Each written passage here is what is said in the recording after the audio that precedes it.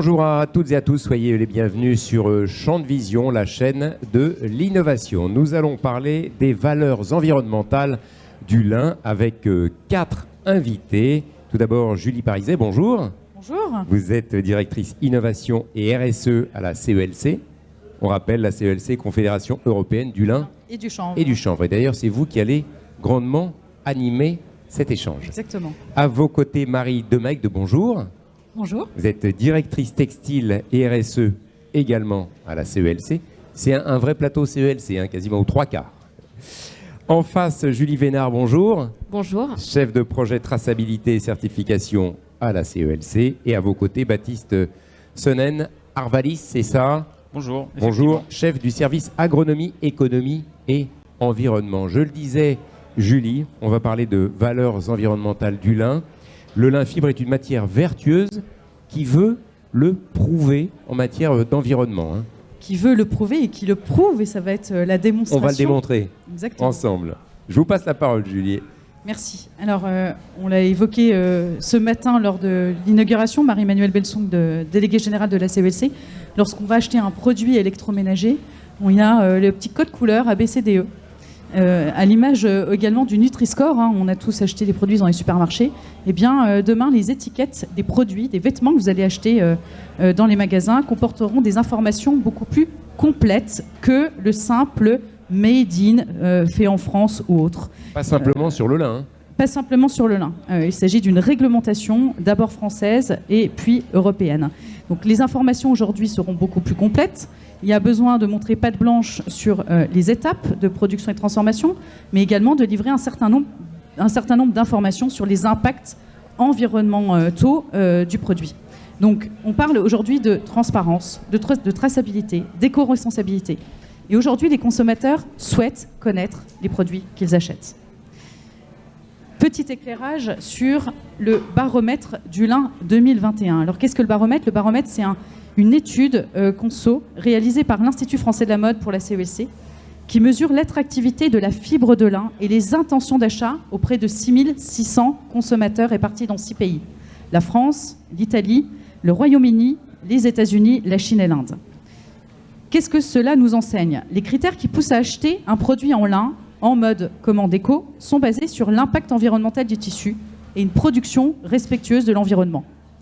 85% des personnes interrogées au Royaume-Uni, aux États-Unis et en France se disent intéressées par le fait d'avoir des informations sur la responsabilité environnementale et sociale du produit. Le lin est également perçu comme une matière particulièrement respectueuse de l'environnement avec un faible impact et une traçabilité parfaitement claire. Aujourd'hui, les attentes sociétales, les attentes des marques, les attentes des consommateurs, elles ont définitivement reconfiguré la création d'un produit. Et aujourd'hui, les consommateurs, au-delà des mots, ont besoin de preuves. Donc on parle de traçabilité, on parle de transparence, on parle de connaissance des acteurs de la chaîne de valeur, on parle d'éco-conception des produits. Ces enjeux-là sont au cœur des préoccupations. Nous, à la CELC, pour le lin européen, notre objectif est bien de pouvoir valoriser les spécificités et de répondre à un marché final et mondial. Pour ça, il y a 3 challenges. C'est agir en transparence pour valoriser la filière européenne du lin, dresser la trajectoire environnementale et enfin, séduire et convaincre par la preuve. En somme, ça veut dire offrir aux marques des arguments concrets et prouvés pour qu'elles puissent intégrer la fibre de lin européen dans les collections. Et ça va également renforcer nos certifications d'origine de traçabilité lin européen. Et ma première question s'adresse à Julie Vénard, qui est chef de projet certification et traçabilité à la CELC. Quelles sont les certifications qui ont été mises en place par la CELC et que garantissent-elles? Alors, en effet, la CELC a créé 2 certifications basées sur la fibre de lin origine ouest européenne, donc cultivée, étayée en France, Belgique et Pays-Bas. Alors, tout d'abord, vous le voyez, European Flax, une certification qui garantit la traçabilité d'un lin fibre européen de qualité premium pour tous les débouchés. Donc par là, on entend mode, art de vivre, maison et autres débouchés type technique. Toutes les étapes depuis le trading de fibres jusqu'à la dernière étape de confection sont audités par l'organisme indépendant de certification Bureau Veritas, que vous devez connaître. Et cette certification s'adresse à toutes les entreprises dans le monde dont les produits sont composés de cette fibre certifiée European Flax. Alors, vous l'aurez compris, on est vraiment sur une garantie de transparence en termes d'origine, de traçabilité, pour vraiment toutes les étapes de production, et qui vont valoriser par là même un savoir-faire et cette innovation d'une fibre qui étend vraiment son rayonnement international. Donc ça, c'est pour la première. La deuxième certification, il s'agit de Masters of Linen, qui s'appuie d'ailleurs sur cette fibre certifiée European Flax. Mais dans le cas de cette certification, donc non seulement la fibre est d'origine ouest-européenne, donc France, Belgique, Pays-Bas, mais les tissus doivent être également tissés, tricotés par des entreprises européennes, c'est-à-dire sur des sites européens et zone Euromed 1 pour ce qui est de la filature. Elle est exclusivement réservée, dans le cas de cette certification, elle est exclusivement réservée aux filateurs, tisseurs et tricoteurs européens, qui utilisent bien sûr donc les approvisionnements locaux, et également ces acteurs vont être audités annuellement par un tierce indépendant. Donc pour résumer cette partie un petit peu dense, la CELSA a créé donc 2 certifications, 2 labels audités tous les ans selon nos standards, en physique et à distance par un tierce indépendant, donc on est sur une vraie garantie externe. Je me permets de revenir sur le néophyte que je suis. Ces étiquetages, ils apparaissent sur quoi? Sur le tissu, sur le produit fini, transformé, sur quoi? Alors, ils peuvent apparaître sur les deux. Si je suis tricoteur ou tisseur et je fais un tissu, je peux très bien l'étiqueter. Et si je suis une marque et que l'intégralité de ma chaîne de valeur, dans le cas du European Flax, on va peut-être un peu plus s'appesantir sur celle-ci, je vais mettre le petit logo European Flax. Ce qui est au final une valeur ajoutée pour le consommateur final, quelque part bien aussi, sûr. J'imagine. Alors justement, on va l'aborder rapidement ici. Ici, on voit vraiment ce qui est garanti par la certification. Donc on l'a dit, garantie d'origine de traçabilité. On va avoir un test ISO pour le test de composition, audité par un organisme indépendant. Ça, c'est ce qui est vraiment garanti par la certification. Mais au-delà de ça, on a tous les atouts de la fibre certifiée jusqu'au fil et au tissu, toutes les valeurs ajoutées et différenciantes qui sont vraiment propres à la fibre cultivée dans l'Ouest européen. Donc pour une entreprise qui est certifiée filateur, tisseur, tricoteur, ou une marque qui souhaite mettre en avant ce label, si elle est certifiée, si ses produits sont certifiés, elle sait qu'elle a également tous ces atouts spécifiques à la fibre ouest européenne qu'elle peut bien sûr mettre en avant dans sa communication. Julie. Alors, il y a quelque chose d'assez étonnant, et c'est la prochaine question toujours pour Julie, c'est comment aujourd'hui, dans un écosystème en mutation, se positionnent ces certifications, puisque on a pu le constater, alors post-pandémique ou presque, les attentes des consommateurs sont bien différentes, et aujourd'hui, elles sont en croissance. Julie, est-ce que vous pouvez nous en dire quelques mots? Oui. Alors en effet, en 2020, ça a vraiment été une année charnière pour nos certifications. On a vraiment constaté une très forte augmentation des demandes de certification sur notamment les maillons aval textile. Donc par là, on entend tisseur, tricoteur, filateur, confectionneur. Et en moins de 10 ans, on peut dire que European Flax est vraiment devenu ce que nous, on aime appeler le passeport de la fibre de lin ouest européenne, premium. Et c'est pas nous seulement qui l'affirmons, c'est bien le marché, puisqu'aujourd'hui, on le voit pas ici, je l'ai dit à l'oral. Aujourd'hui, European Flax, c'est 685 entreprises certifiées dans 33 pays, dont 557 sur justement ces maillons aval textile. Donc pour ce segment aval, ça représente une augmentation de 557% depuis janvier 2020, donc en 2 ans. C'est énorme. Par rapport, alors je sais pas, c'est peut-être une question hors champ, par rapport à d'autres fibres, le coton par exemple, il y a cette même demande, cette même appétence d'une manière générale? Alors, c'est ce que je disais, la croissance sur les certifications, on la constate au global. De manière générale, sur les certifications, de façon générale. Après, je ne suis pas spécifique coton, mais en général, les consommateurs ont besoin de garanties. Constatée sur l'ensemble des fibres naturelles, dont le lin en particulier. Voilà. Et c'est bien ce que ces 2 ans après le confinement ont mis en exergue, c'est vraiment cette demande croissante, et Jules le disait en introduction, pour des garanties complémentaires. Alors pour revenir du coup sur European Flax et pour justement illustrer ce qu'on est en train de dire, on est vraiment sur un grand nombre de demandes entrantes qu'on traite au quotidien avec Bureau Veritas qui est donc l'organisme qui nous accompagne et vraiment accompagnement tout au long du processus de certification jusqu'à la fin, le fameux claim, l'allégation qu'on va pouvoir mettre sur une étiquette et enfin, l'accompagnement des marques également. Et donc en parlant de marques, vous en voyez quelques-unes ici à l'écran. Beaucoup qui ont fait appel à nous déjà pour comprendre la certification, parce que c'est important, on est aussi là pour leur expliquer, et du coup pour mettre en avant le lin certifié dans leur collection. Alors on a vraiment des marques de toute typologie, voilà, on le voit. Ça va vraiment du jeune créateur à la marque premium, maison de luxe, grande diffusion en Europe et dans le monde.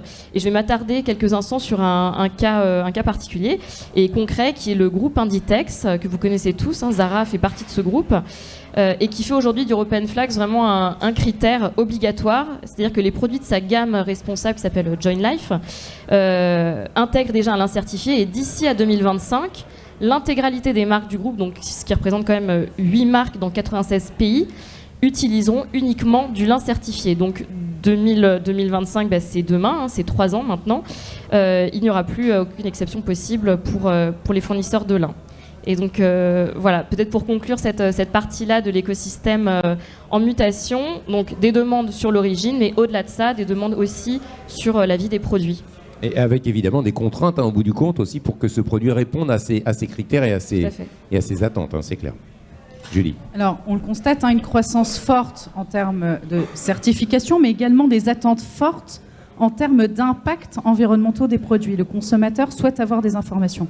Et en ce sens, le rôle de la donnée, les data, la donnée, elle est clé. Alors, elle nécessite une approche scientifique pour les décrypter. C'est ce qu'on appelle aujourd'hui la responsabilité sociétale, sociale et environnementale. Elle nécessite d'avoir vraiment un écosystème d'experts pour les décrypter, les vulgariser avec justesse. Et l'analyse du cycle de vie, on l'a abordé aussi largement ce matin, c'est une méthode scientifique qui mesure l'impact environnemental d'un produit sur tout son cycle de vie, de la matière première à la fin de vie. De la graine jusqu'au tissu, quoi. Jusqu'à la fin de vie, jusqu'à la tombe. Jusqu'à la transformation du tissu final. Exactement. L'ACV, c'est au-delà de ça, c'est un outil d'éco-conception pour les marques qui vont, après avoir fait cette étude, décider si elles vont mettre telle fibre ou telle fibre. Et regarder sur l'entièreté de leur cycle de vie quel impact ça a. Donc c'est un outil d'éco-conception pour les marques et c'est aussi un outil d'information du consommateur, donc des enjeux, on en parlait, qui sont portés par l'affichage environnemental en France et en Europe. Et dans le cadre de la filière lin et de ces métiers, on le sait, ils sont spécifiques. Machines de récolte dédiées, des process, des itinéraires techniques complexes. Et donc aujourd'hui, les données lin ne rentrent pas dans les cases des bases de données traditionnelles. Donc, force de constater, l'Europe a décidé d'agir et a décidé de construire et de lancer ce qu'on appelle le PEF, le fameux Product Environmental Footprint. En français, c'est l'empreinte environnementale des produits. Alors le PEF, c'est quoi? C'est la méthode harmonisée de calcul d'impacts environnementaux basée sur l'ACV. Dans quelques mois maintenant, la législation française et européenne livrera un cadre pour toute communication de ces fameuses allégations environnementales. Nous ne pourrons plus dire ce produit est biodégradable ou respectueux de l'environnement ou vert ou green ou ce qu'on veut si elles n'ont pas été étayées par une étude type ACV et en ça, la méthode PEF fait foi. Il y aura donc un cahier des charges précis pour noter, comptabiliser finalement chaque étape pour dire au bout du compte, ça donne telle étiquette quelque part. C'est ça. Exactement. Telle notation. Et là, je vais laisser la parole à Baptiste puisqu'il va nous expliquer. Le PEF aujourd'hui repose sur X critères. Il y en a 16 précisément des critères. Et ma question s'adresse à Baptiste. En quoi les pratiques des producteurs de lin fibre ont une influence sur les performances environnementales du produit fini? Donc, en fait, comme toutes les productions agricoles, les pratiques associées à la production de lin fibre ont un impact sur l'environnement qui est non nul, notamment lié à l'usage des intrants qui exercent une pression sur les milieux naturels. On peut citer par exemple l'usage des engrais azotés dont une partie va être perdue dans l'écosystème, donc soit dans l'air via la volatilisation ammoniacale, soit dans l'eau via la lixiviation du nitrate, mais on peut aussi citer par exemple l'usage des produits phytosanitaires qui ont des impacts bien connus à la fois sur la biodiversité, sur la qualité de l'eau, etc. Ou encore la consommation d'énergie fossile, par exemple la consommation de GNR pour faire fonctionner les engins une machine agricole, un tracteur et autres, par Exactement, exemple. Une arracheuse, une enrouleuse, une retourneuse. Donc cette consommation de GNR, d'énergie fossile, en fait, rejette du CO2 dans l'atmosphère et donc contribue au changement climatique. Et donc tout le principe et l'intérêt des méthodes ACV, c'est qu'elles vont permettre de quantifier cet impact sur l'environnement. Et donc pour ça, il y a un certain nombre d'indicateurs qui sont utilisés. Donc il y en a 16 dans la méthode PEF et qui sont directement en lien pour la partie amont agricole avec les pratiques que l'agriculteur met en place sur sa parcelle. Et donc sur les exemples que je prenais tout à l'heure, par exemple, l'utilisation d'engrais azotés va se retrouver dans l'eutrophisation marine. Ou par exemple, si je prends l'exemple de la fertilisation en phosphore, c'est sur l'eutrophisation de l'eau douce qu'on va retrouver cet impact. L'utilisation de GNR, on va le retrouver sur les émissions de gaz à effet de serre, etc., etc. Donc chaque pratique, en fait, va avoir un impact sur ces indicateurs de pression sur le milieu. Et donc vous comprenez bien que l'impact d'une production agricole est très variable d'une production à l'autre et dépendante des pratiques mises en œuvre pour réaliser cette production. Et c'est là que le lin fibre tire son épingle du jeu, parce que c'est une culture bas intrant qui nécessite peu de produits phytosanitaires, peu d'engrais, etc., etc. Alors, je fais une petite parenthèse. Vous parliez de l'agriculteur et de ses pratiques. Il va cultiver ses hectares de lin. Et il va quoi? Il va dire j'utilise mon tracteur ou une machine particulière.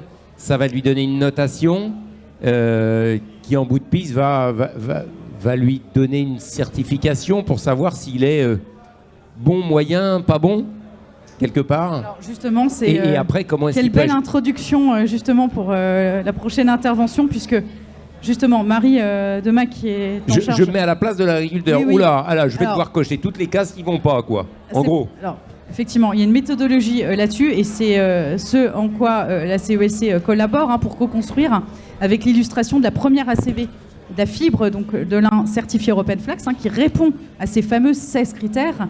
Marie, est-ce que tu peux nous en dire plus sur cette démarche et comment la fibre de lin répond à ces enjeux ? Oui, donc la première réponse, c'est cette analyse de cycle de vie de la fibre taillée European Flax, publiée en février dernier. Cette ACV et l'ensemble de ses livrables, études, synthèses, jeux de données, guides d'usage, sont disponibles en open source sur le site europeanflax.com. Et cette étude, elle nous livre tout d'abord des données qui sont stratégiques pour la filière et qui valorisent les deux certifications European Flax et Masters of Linen. Et elle va nourrir les bases de données, et en premier lieu la base de données européenne. C'est une démarche qui se veut pragmatique face au constat que dans ces bases de données, le lin généralement... Rapprochez bien le micro de votre bouche, sinon on ne vous entend pas. Pardon, on va trouver... habituellement, dans ces bases de données, on trouvait des données lin qui étaient peu fiables, voire complètement erronées. Et puis, c'est une démarche aussi proactive qui va permettre aux entreprises et aux marques qui utilisent des matières lin certifiées de mesurer l'impact de leurs produits selon ces 16 critères de la méthode PEF. Alors, l'approche collaborative est essentielle pour traiter un dossier comme ça, qui est une grande première. Qu'est-ce qui fait, quelque part, la qualité de cette étude et le sérieux de cette étude ? Alors, il y a 3 forces principales dans cette ACV. Tout d'abord, elle est robuste, elle est scientifique. Non seulement elle répond aux exigences de la méthode PEF sur ces 16 critères, elle a été validée par une revue critique. Elle est aussi qualitative parce qu'elle est issue de données qui sont 100% spécifiques à notre filière lin. Et elle est représentative des fibres qui sont cultivées et produites en Europe de l'Ouest, France, Belgique et Pays-Bas. Et donc aussi représentative des fils et des textiles qui sont réalisés à partir de vos lins. Vous le savez peut-être, dans la filière lin, l'assemblage est une étape primordiale de la filature. une vingtaine, voire une trentaine de lots de fibres vont être mélangés. Donc ça veut dire que cette donnée fibre ouest européenne, elle est vraiment représentative des produits lin comme ceux qu'on porte aujourd'hui. En conséquence de quoi, la qualité de la donnée de cette étude a obtenu la note de très bonne qualité. Et ça, c'est une performance, on va dire, qui est directement issue d'une conjonction d'expertise. L'expertise, en premier lieu, des instituts Arvalis et Inagro. Et là, je veux saluer non seulement leur expertise agronomique et terrain, et aussi leur implication à nos côtés tout au long de cette étude. Et pour vous donner une idée de ce que ça veut dire une donnée qualitative, vous ne le savez peut-être pas, mais dans l'outil base de données Agribalise des pouvoirs publics français, l'impact de l'arrachage du lin a été calculé en faisant du copier-coller de l'arrachage des carottes. Ce qui n'est pas tout à fait la même culture et le même arrachage. Je vous laisse apprécier ce choix méthodologique. Nous avons fait le choix, grâce à la collaboration d'Arvalis, d'avoir des vraies données spécifiques issues du lin. Alors, cet ACV, s'il fallait en retenir quelques éléments essentiels, Baptiste, quels sont les principaux enseignements qu'elle livre ? Alors déjà, cette ACV, elle est basée sur un itinéraire technique commun à tous les producteurs de fibres European Flax. Et donc, elle donne un certain nombre de garanties. Elle défend des valeurs comme une fibre 100% végétale, renouvelable, bien évidemment. Une production sans irrigation, parce que bien souvent, dans les zones de production du lin fibre, l'eau de pluie suffit, sauf dans des circonstances exceptionnelles, circonstances qui demain devront être objectivées par une expertise technique. Bien sûr, zéro OGM, qui est un engagement de toute la filière. Pas de défoliant. Une culture en rotation, qui d'un point de vue agronomique est complètement pertinent, parce que le lin fibre est une formidable tête de rotation. Un ruissage naturel au sol, en opposition au ruissage à l'eau. Une extraction de la fibre qui est 100% mécanique dans les chaînes de teillage.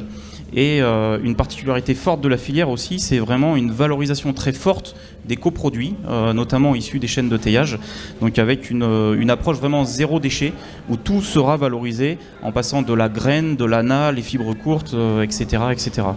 Donc ce qui ressort en termes de chiffres de cet ACV, c'est un impact qui est issu à 92% de l'amont, en fait, c'est-à-dire de la production agricole, à 7% du teillage et à 1% du transport des pailles. Et des indicateurs que j'évoquais tout à l'heure, les indicateurs PEF, qui sont à des niveaux très très faibles. Donc on est seulement à 2% sur la consommation d'eau, par exemple, comme je le disais, en lien avec l'absence d'utilisation d'irrigation. Sur l'eutrophisation, on est uniquement à 1% sur l'eutrophisation d'eau douce, parce que effectivement peu d'intrants, notamment de fertilisants utilisés. Le seul indicateur qui dénote un peu, c'est l'usage des terres qui est à 39%, mais qui s'explique très bien parce que c'est un produit naturel, 100% végétal. Donc de fait, l'usage des terres n'était pas attendu à des niveaux très faibles. Et pour finir, je pense que ce qu'il faut préciser, c'est que les ACV sont en perpétuelle évolution, en mouvement, notamment pour suivre les améliorations de pratiques qui sont mises en œuvre tout au long de la filière. Ça, ce sont finalement les bonnes pratiques pour répondre au label European Flax, quoi, si je résume, quelque part.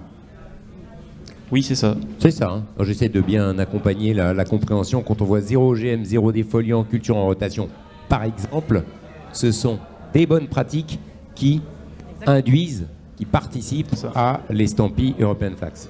Ok. Alors effectivement, cette ACV, aujourd'hui, on est la première filière à la mesurer selon les méthodologies de la Commission européenne. Et finalement, elle est non comparative. En général, on compare deux produits. Là, aujourd'hui, on s'arrête au stade de la fibre. Et puis aussi parce qu'il appartient aux marques finalement de faire leur propre arbitrage, comme le consommateur le fera demain. Au-delà de la fibre, qu'est-ce qui va se passer? Quelles sont les prochaines étapes de la trajectoire environnementale, Marie?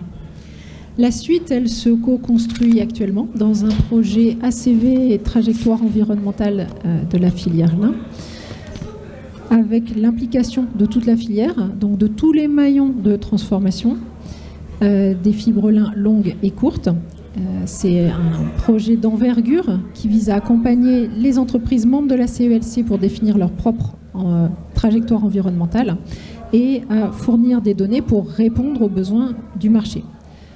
C'est un dispositif qui va donc reposer sur une co-construction et avec une publication de données prévue au deuxième semestre 2022. Et elle va nous permettre de créer également une feuille de route avec des mises à jour dans le futur, parce que un des enseignements importants aussi de cette analyse de cycle de vie, au-delà du marché, c'est aussi de donner des informations à la filière et à chaque entreprise sur l'impact de ces pratiques et des leviers d'amélioration pour l'amélioration de ces pratiques dans le futur. À noter, l'ACV que nous avons publié sur la fibre European Flax en février est déjà en cours d'actualisation pour intégrer la base de données européenne qui sera donc publiée au deuxième semestre 2022. Et en parallèle, on teste aussi la méthode applicable aux vêtements avec, sur 3 produits lin avec les marques Agnès B, Bonne Gueule et Petit Bateau. Et c'est bien l'ensemble de ce dispositif qui va permettre de répondre aux attentes du marché et à l'évolution réglementaire. Julie, en termes de certification, qu'est-ce que ça change aujourd'hui, ces études d'impact environnemental comment elles se positionnent? Alors, ouais, on peut passer sur les grands enjeux. Donc, en effet, on voit que comme l'ACV, les certifications, c'est quelque chose aussi qui est en constante évolution, qui doit savoir écouter, entendre, comprendre aussi son environnement, son écosystème, pour répondre au mieux aux attentes. Et justement, la CELC, on est conscient de ces attentes grandissantes de façon générale, sur les labels d'ailleurs, une fois de plus. Donc, premier grand challenge, ça va être le renforcement et l'amélioration de nos standards. Donc, pour ce qui est de European Flax, on prévoit des critères complémentaires sur la partie amont agricole, donc culture, étayage, pour certifier et aller au-delà d'une simple charte qui aujourd'hui est signée par les tailleurs. Parce qu'en 2022, on n'a plus le choix non plus. Donc l'échéance pour ce cahier des charges amont, ça va être 2023. Autre point qui concerne European Flax, ça va être la nouvelle révision du standard qui concerne l'aval, cette fois-ci de la filière, qui est en cours, avec pour objectif de préciser, de clarifier les critères existants et de les compléter, bien sûr, avec des nouveaux critères pour répondre aux différentes typologies, organisations d'entreprises. L'échéance pour cette partie de standard est imminente, c'est à juillet 2022. Maintenant, pour ce qui est de Masters of Linen, en restant toujours sur le renforcement des standards, on est également en cours de révision avec une échéance la fin d'année 2022, novembre 2022, pour répondre également pleinement aux enjeux, on l'a déjà dit, de traçabilité, de durabilité et de créativité des marques. Autre grand challenge qui concerne les 2 certifications, ça va être la mise en place d'outils marketing et de communication qui soient optimisés en ligne avec cette actualisation des standards, bien sûr, et tant pour l'accompagnement des entreprises dans leur processus de certification que pour la mise en avant des atouts du lin européen dont on vient largement de parler pour les marques. Et dernier grand challenge, c'est la traçabilité digitale pour renforcer l'engagement de la filière dans la démarche de traçabilité et de transparence. On en a largement parlé depuis ce matin de la transparence. Valoriser la traçabilité aussi via nos certifications European Flax et Masters of Linen. Optimiser aussi la communication tout au long de la chaîne de valeur.